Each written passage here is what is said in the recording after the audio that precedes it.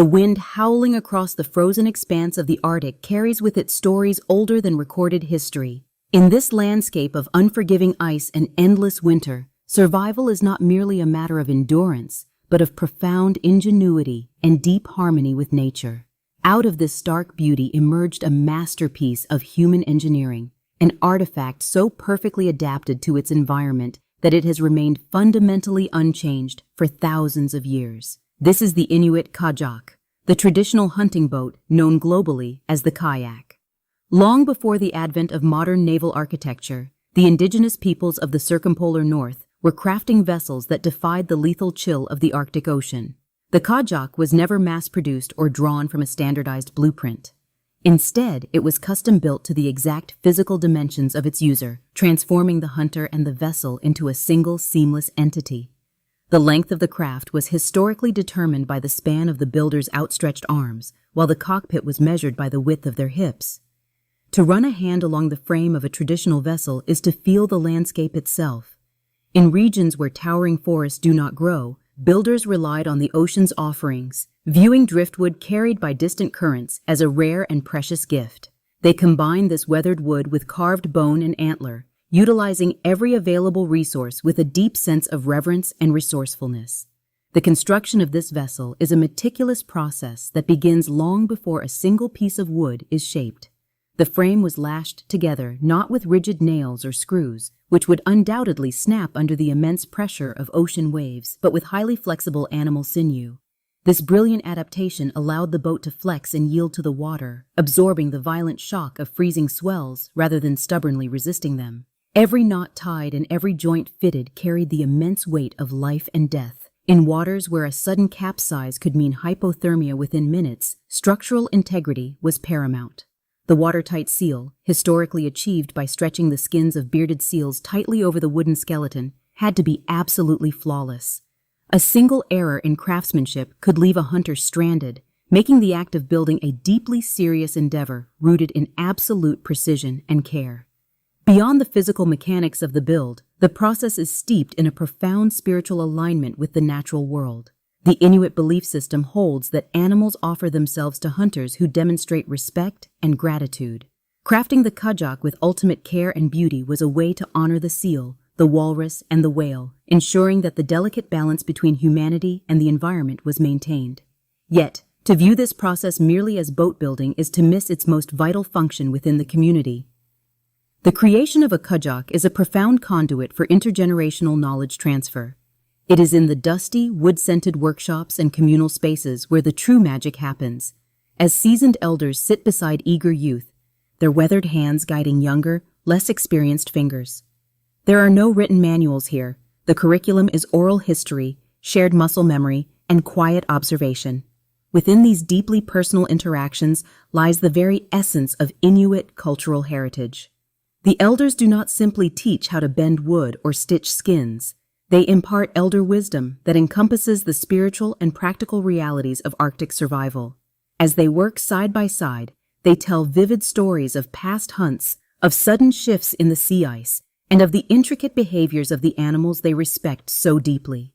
The youth learn patience, resilience, and the understanding that their lives are inextricably linked to the natural world.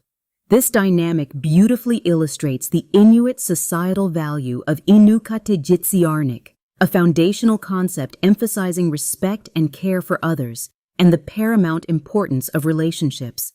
When introduced to this guiding principle, one understands that the boat is merely the physical manifestation of community cohesion. The builder is never truly working in isolation. The collective effort required to transform raw, unforgiving materials into a sleek, seaworthy craft bound families and neighbors together. The preparation of the skins was traditionally the highly skilled domain of the women in the community, whose specialized waterproof sewing techniques ensured the vessel's safety. The rhythmic sound of scraping hides and the quiet murmur of shared stories created a space where social bonds were forged and reinforced. It was a communal ritual that celebrated interdependence, reminding every individual that their survival relied entirely upon the strength of the group. Throughout the centuries, this mastery of ancient craftsmanship allowed the Inuit to thrive in an environment that early European explorers found utterly impenetrable. The Qajaq enabled hunters to stealthily approach marine mammals, providing the essential sustenance, warm clothing, and oil for fuel that sustained life in the high north. It is a brilliant technological triumph born from necessity and an intimate, unparalleled knowledge of the local ecology. When outside navigators first encountered these sleek vessels gliding effortlessly through ice-choked waters, they were utterly astounded by their speed and agility. They recognized that the indigenous builders had achieved a level of hydrodynamic perfection that rivaled and often surpassed the most advanced naval designs of the era.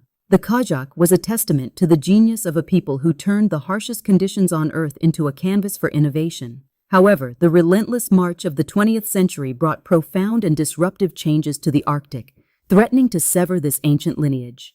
The introduction of motorized aluminum boats and factory-made fiberglass kayaks offered newfound convenience, slowly replacing the traditional skin-on-frame vessels. As the older generation began to pass on, the intricate knowledge of how to harvest the right driftwood, prepare the sinew, and stitch the skins began to fade.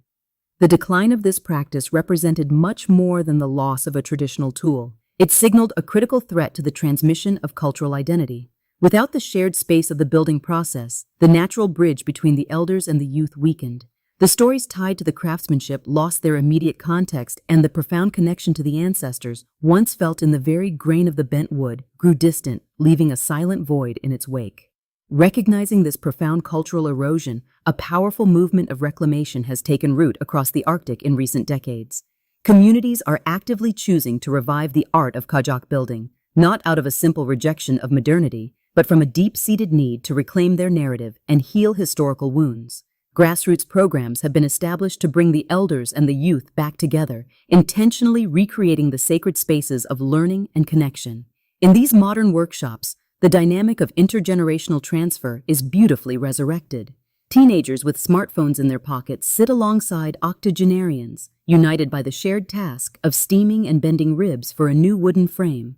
The initial awkwardness of generational divides melts away as they work collaboratively, the elders patiently correcting a poorly tied knot, the youth absorbing the quiet dignity of their heritage. During these building sessions, laughter frequently echoes against the walls, intermingled with the pouring of hot tea and the sharing of traditional foods. The act of construction becomes a vibrant celebration of life. The elders find a renewed sense of purpose in sharing their life's work, while the younger generation discovers a profound source of grounding and pride that cannot be found on a digital screen. To witness this revival is to see the very fabric of a culture being rewoven in real time. It evokes a profound sense of awe to watch a young person's eyes light up with pride as they successfully stretch the canvas or skin over the frame they built with their own hands. They are not just constructing a kayak, they are reconstructing their identity, proving that their ancestral knowledge remains fiercely relevant and deeply powerful. This resurgence resonates far beyond the snowy expanses of the north, reflecting a universal human longing for connection, purpose, and continuity. Just as the Japanese concept of ikigai provides a profound reason for being, or the Maasai tradition of enkiguena fosters essential communal problem-solving, the collaborative creation of the Qajaq provides a deep sense of belonging. It demonstrates that our most meaningful relationships across the globe are often forged through shared endeavor and the intentional passing of the torch from one generation to the next. The spirit of Inuit Qajaq once again colors every gathering around the wooden frames. The deep trust built through these shared hours shapes the interactions between the young and the old, bridging the gap between the past and the future. When a newly built traditional Qajaq is finally carried to the water's edge, it is not just a single builder launching a boat. It is an entire community launching a vessel of their collective resilience. As the sleek bow cuts through the icy water, silent and graceful, it carries the weight of thousands of years of adaptation, survival, and profound love. The ancient craftsmanship endures, a living testament to the power of human connection. It reminds us all that true cultural preservation is not found in static museums or dusty history books, but in the living, breathing relationships between those who hold the knowledge and those who are brave enough to learn it.